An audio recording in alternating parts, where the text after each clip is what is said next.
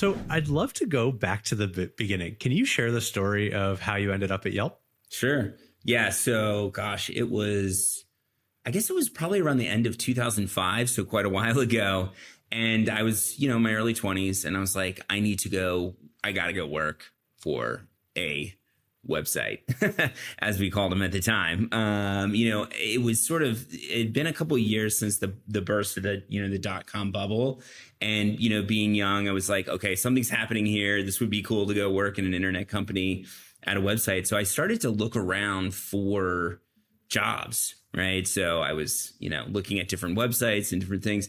And I was living in New York at the time, and I came across Yelp through a Craigslist posting, if I remember correctly.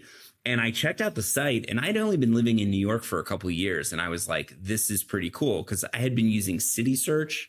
If anyone remembers City Search, IAC property, I've been using City Search since I had moved to New York, and, looking for bars and restaurants and things to do and what have you. And I came across Yelp, and I was like, this is definitely an upgrade. It had like the social networking aspects of MySpace at the time built into search. So I applied for the job. I got accepted for, an interview. So I flew to San Francisco from my apartment in Brooklyn, and that was it. I got the job. And so packed up all my stuff and moved to San Francisco, started as an entry-level salesperson there.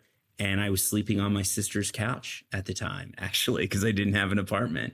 So it's sort of a classic story of finding something interesting and packing your bags and moving across the country. A classic American tale of going west, I guess. It's an amazing story. I love how you found the job through Craigslist. Oh yeah, that's amazing. Who did you interview with? Like, was it with Jeremy, the CEO, or was somebody else, or was it because I assume there wasn't like a VP of sales or something? No, not at the time. Yeah, it was. I mean, it was a small company. It was like under 20 people. I think I was technically the 20th employee. And so I interviewed with Bob Goodson, and Bob had worked in the incubator. So Max Levchin had started an incubator after PayPal, and that's what Yelp had spun out of. And so Bob was a part of that incubator. And I think technically he was a product manager, but he had helped develop the ad product. And so he started selling it. So then he had hired a couple people. So there was 3 people on the sales team with Bob. And so I interviewed with Bob. I interviewed with Amanda Levy, who went on to work at Twitter and other places. And I think I might have interviewed briefly with Jeff Doniker, and then that was it. And I got the job, and I was reporting to Bob, and Bob ended up starting a company called Quid, which is sort of a very early AI company that's still around, and he's doing some pretty cool stuff. But that was the story. Very cool. Yeah. And so, all right, so you move across the country, you're sleeping on your sister's couch, and then you show up at the office, and it's like you and 2 other sales reps. What did the first couple weeks or days look like? I mean, are they just like, hey, Pete, go do sales? Because I assume, it's so funny coming from a founder perspective, you don't quite get what real sales is. So what did it look like in those early days? Yeah. Well, Bob was incredible at sales. I mean, Bob had this thing where if he got on the phone with a business that was a good fit for the product, he would convince them. He would get them on board. And he was great at his job. Amanda was amazing. There's other folks who have gone on to amazing things, like Erica Gallo-Saliotto. She was there as well. So the team was really good. Obviously, we were just calling into businesses in San Francisco. We were just figuring out the product. We had just iterated on the product to a new version, and we were still messing with packages and pricing and all that. But the team was really good. There, of course, wasn't any sort of scripts or, anything like that. So we were just figuring it out. Amanda actually helped out a little bit when I started and kind of helped me, get going. And that was it. And then we just started calling businesses and, got some leads and went after it. So, I mean, at the time, we were just selling into San Francisco. So I remember thinking hey, this might be like the Village Voice was in New York, which was an alternative newspaper at the time, but for San Francisco.